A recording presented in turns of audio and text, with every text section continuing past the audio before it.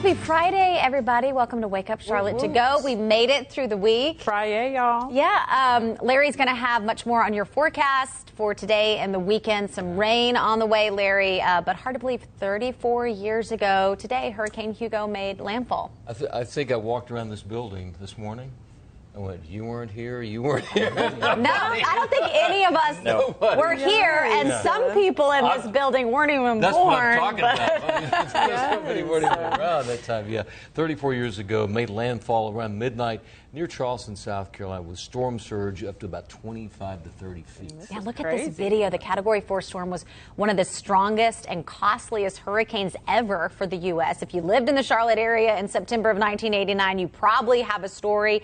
Chime in the chat below if you were, if your parents were, if your grandparents, and you remember this. A lot of people remember this. Hugo was responsible for more than 100 deaths and billions. That's billions of dollars in damage. Our old building saw damage from Hugo as well. Larry, covering that storm back then, he was in that old studio, that other building, when, Larry, part of the ceiling caved in. Here, let's take a look at this. Okay. Gust up to about 100 miles an hour, Shaw Air Force Base. I've been distracted because, as a lot of people are experiencing, part of our ceiling just collapsed in here. This is a very serious system that is going through Charlotte.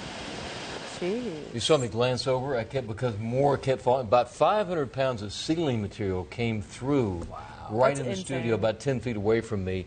In the old building, there's a 1,200-foot tower, a TV tower next to it, with 1,000-pound cables coming off. One of the cables snapped, hit the roof of the building, and then pushed down through the ceiling and collapsed in the studio. Luckily, there were only about 8 of us in the whole building covering the storm. Steve Raleigh, who was the other meteorologist there, he was in the newsroom, in addition to Rick Jackson, who was the news anchor. So he goes, Larry, we'll get back to Larry. Larry's on his hands and knees. You said you crawled out. Crawling out of there. I thought the whole ceiling was going to cave in. Well, yeah. Joy chiming in, saying, I've been afraid of wind ever since Hugo rampaged through Charlotte. Yeah. Oh, well, you said that was probably one of the biggest impacts of the storm, right? Was the wind damage. It wasn't rain, it was the wind damage. And power outages. There were people without power almost up to a month. We didn't have power for 3 weeks.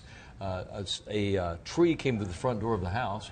I wasn't at home, but the front door. Yeah, everybody has a story. And there were literally thousands of trees knocked down in Charlotte. And what's interesting, of all the hurricanes I've covered here when you go to the coast, there's like, well, it's not Hugo. They always compare to that. Oh, yeah. That's the one. And one thing about this system, as you mentioned, it was wind. How rare it is for a storm to be moving that fast, because oftentimes once they hit land, it hits friction, it slows down, it actually accelerated. And that's why Larry was dealing with hurricane force winds even here in the Charlotte area. We had winds up gusting to 90, sustained at hurricane force winds in Charlotte. I mean, it's unheard of.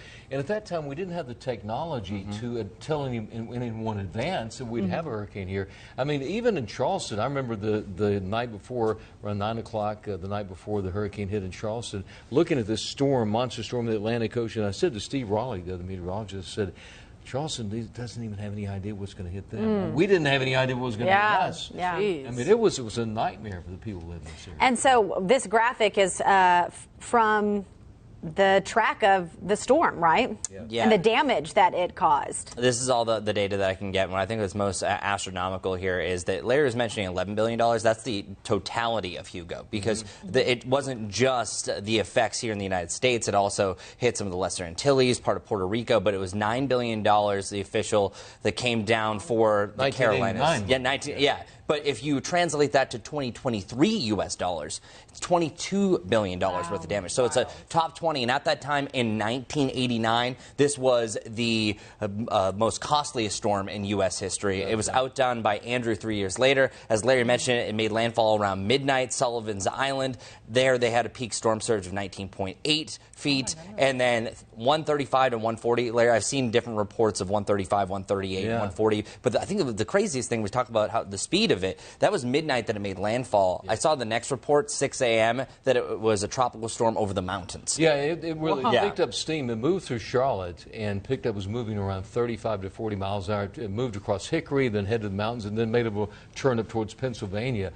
A fast-moving storm system, but when it hit South Carolina, McClellinsville, a little community north of Charleston, storm surge was over 20 feet. That's a wall of water. I was just about to say, literally. And luckily, it's not populated area, but it just took down really hundreds of thousands of trees in that area, right, in South Carolina. Craig Poole chiming in saying, I think 90% of Charlotte was without power during Hurricane Hugo. How are we looking today, though, Larry, here? Today, we'll talk about a day with decent weather here, but first take a look and show you what's going on down. This is right now in Myrtle Beach in South Carolina. You can see that's some heavy surf right there. That's where there's rip currents. Do not go in the water. Don't go swimming. Please yell stay at out you. of the water. That's at Bar Harbor. Our camera, you can see fair skies here. Nothing going on here today.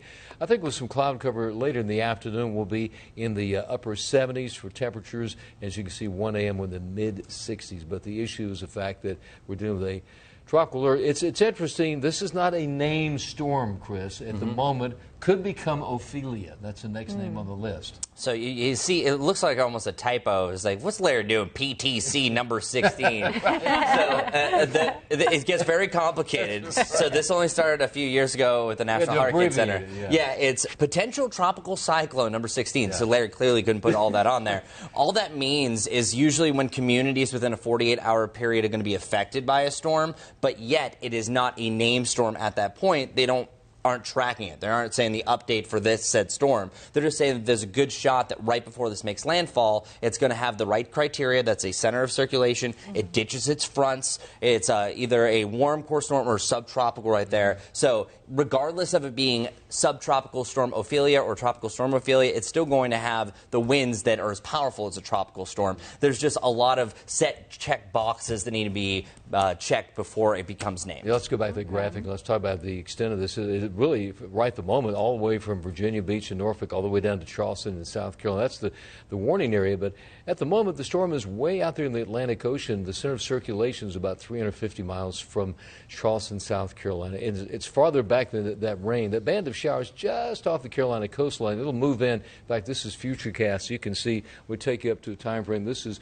4 p.m. this afternoon. Heavy rain from the Outer Banks all the way just east of Raleigh down to Wilmington, Riceville Beach, Carolina Beach. This takes us as we head right into the early evening, about 8 o'clock. Notice Charlotte's nowhere near that with rain, and then we start to see getting closer to us, and this gets into early tomorrow morning over towards Wadesboro and Rockingham. I would say between about 4 and 8 a.m. we could see some light rain showers here. West of here, they won't get any rain at all, so we're not expecting a lot of rainfall here.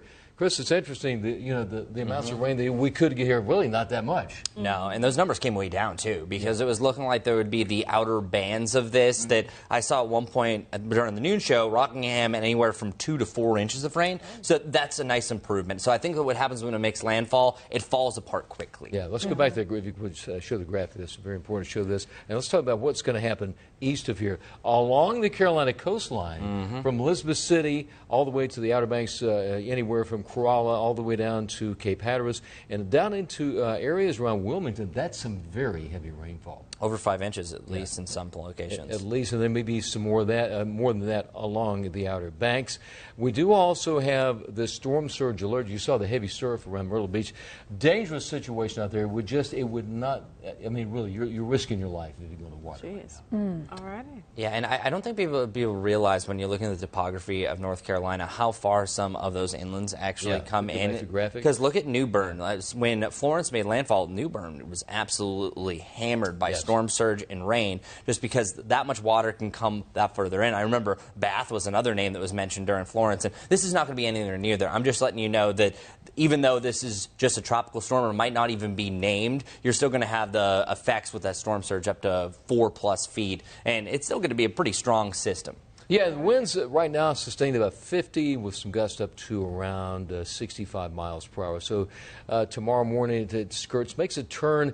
It heads kind of northwest and then takes more of a turn back to the north and is basically eastern North Carolina, particularly from around Cape Hatteras over towards areas around Little Washington, New Bern, up towards Greenville, Elizabeth City, and then makes a turn up the mid-Atlantic states. You know what? It's going to be a day with a lot of rain and gusty winds up the mid-Atlantic states all the way through tomorrow. That would be, you say, from Norfolk, Virginia, Richmond, Virginia, Washington, D.C., Baltimore, Maryland, and that area will feel the effects of the storm. So it's going to cover a lot of territory. Covering our forecast, not too bad. bad, right? The 70 forecast. No, this is looking great. Yeah, so Larry said this earlier. The pick of the weekend is Sunday. That's your day to do anything outside. Today is pretty breezy. You're going to notice the winds will pick up through the afternoon, and then heading to the next week, we have another wet pattern, and that's why we're a little bit cooler. And just let you know, football fans, any of those teams playing in the Northeast, it's going to be a wet and wild game, so maybe a lot of running the ball, say, like for the Jets versus the Patriots. Anybody going to Festival in the Park? This weekend. Starts this afternoon. Yep. Tomorrow and again on Sunday. This is Festival in the Park weekend. All right. So I think as far as rain, this evening kind of breezy, a little bit of rain tomorrow morning, but I think the late afternoon should be okay. And Sunday, like you said, perfect day. Yeah, impacts here before when we were talking earlier in the week was looking like, hey, we could see a lot of rain with this. Every day has been an improvement, at least for the Charlotte area. All right, folks with weekend plans will be happy. Yeah. Thank you, guys. And thanks for joining us for Wake Up Charlotte to Go. We'll be back on air at 11:30. Of course, you can download our app, too, to track the weather throughout the weekend as well. Have a great day and a wonderful weekend. Have a blessed day, y'all.